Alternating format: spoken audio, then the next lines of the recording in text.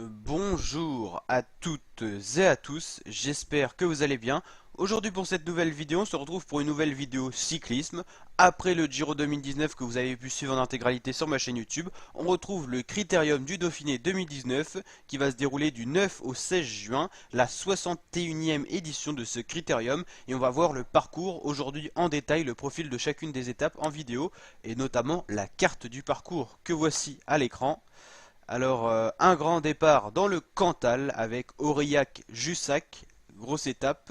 Et puis ensuite, le parcours euh, qui va donc sortir du Cantal pour arriver dans un autre département, la Haute-Loire. Ensuite, on ira dans les montagnes pour notamment se disputer cette victoire du Critérium du Dauphiné, qui sera pour un spécialiste grimpeur et un coureur également complet, parce qu'il y aura un contre-la-montre individuel au programme lors de la quatrième étape. L'étape 1, Aurillac-Jussac, 142 km.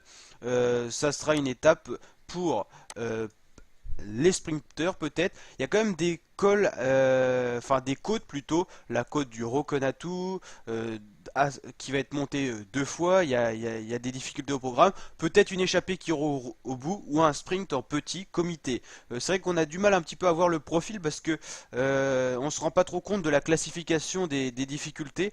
Le Puy-Marie c'est le seul col au programme, il est de première catégorie alors qu'il n'est pas si dur que ça. Les pourcentages sont pas très durs, on le voit ici, mais c'est une classification spéciale par rapport à toutes les ascensions qui vont être parcourues pendant le critérium. Sur le Tour de France, la classification ne serait pas du tout la même. Ça serait certainement une côte de troisième catégorie, le Puy-Marie, hein, peut-être. Donc voilà pour la première étape qui sera pas une bagarre entre favoris, hein. C'est juste une étape un peu accidentée parce qu'il y a des côtes au programme, peut-être pour des baroudeurs ou vraiment un sprint en petit comité. Là, la deuxième étape, là on peut vraiment croire à une échappée. Il n'y aura pas d'explication de favoris parce que la dernière côte elle est pas très longue, pas très dure, côte de deuxième catégorie de Saint-Victor, mais une échappée pourrait bien aller au bout ou peut-être des coureurs qui vont arriver à s'extirper du peloton dans cette dernière ascension. Les leaders n'attaqueront pas trop loin de l'arrivée, 18 km après à rallier quasiment sur le plat, des faux plats montants et descendants. Il n'y aura pas de bagarre entre favoris, mais des favoris pourront perdre le tour. C'est une étape très accidentée, le temps peut jouer un rôle très important. De l'appui, des routes glissantes, des routes sinueuses, petites, voilà, ça peut jouer son rôle. L'étape 3, là bon, ça sent vraiment le sprint massif arriver, une étape beaucoup plus plate que les deux précédentes. Là, c'est certain que ça sera un sprinter qui va s'imposer. Les équipes de sprinters vont pas laisser échapper cette possible victoire si les baroudeurs auront cherché les deux premières étapes. Je pense quand même que la première étape, on peut vraiment avoir un sprint. La deuxième étape, peut-être un baroudeur, enfin très certainement. Je pense pas un leader, ça peut arriver. Un puncher comme Dan Martin peut s'extirper du peloton et rallier l'arrivée. Mais ça sera quand même compliqué. La troisième étape, vraiment du sprint. La quatrième étape, spécialiste du contre-la-montre, du prologue, on peut dire, parce que c'est vraiment un contre-la-montre assez court, pas très sinueux, des grandes routes bien plates, 26 km à faire. Alors le favori, on verra les coureurs partant dans une autre vidéo, donc on pourra en parler, parce que pour l'instant tous les coureurs n'ont pas été encore, tous les équipes n'ont pas encore donné leurs coureurs partants. L'étape 5 c'est vraiment du plat. Voilà. Bon, c'est vraiment du plat. Il y a quand même des côtes de quatrième catégorie, mais c'est vraiment des petites côtes, hein. Le profil là est peut-être un peu mal réalisé, parce que c'est vraiment, on peut pas dire que c'est des côtes, hein. Pour les coureurs, c'est un faux plat montant, hein. C'est juste des points distribués pour animer un peu la course, mais ça sera vraiment un sprint ce jour-là pour 201 km au programme, hein. Le Critérium, c'est une course qui prépare beaucoup de coureurs qui veulent faire le Tour de France. Et des coureurs comme Geraint Thomas, Romain Bardet, Thibaut Pinot, Richie Porte, Jakob Fuglsang commencent vraiment leur saison sur ce genre de course. C'est leur premier petit tour d'une semaine, on va dire. Sinon, ils auront fait bien sûr des étapes, des ascensions, tout ça, mais vraiment, c'est dans le programme de l'entraînement, c'est pour préparer le Tour de France pour beaucoup des coureurs qui vont faire ce critérium.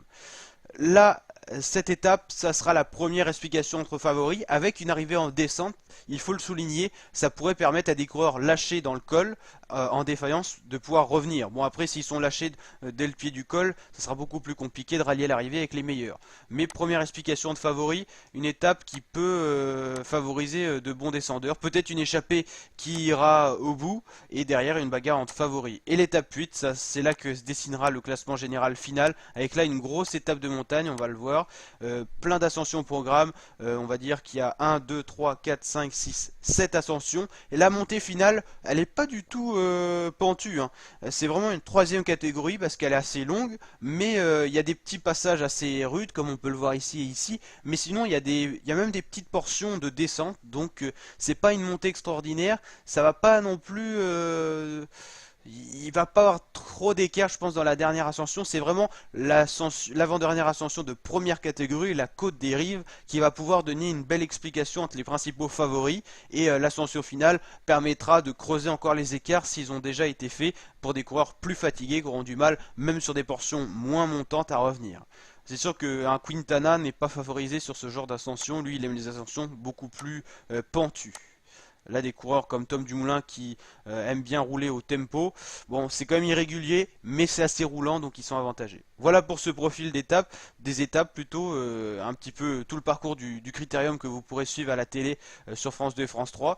Si ça vous a plu, n'hésitez pas à bombarder la barre des likes et à vous abonner à ma chaîne YouTube pour pouvoir suivre en intégralité ce critérium du Dauphiné 2019, également le Tour de France et la Vuelta et toutes les grosses courses de cyclisme, mais également le football, tous les grands matchs tels que France-Turquie ou en tout cas les matchs de qualification pour l'Euro. Ciao la team!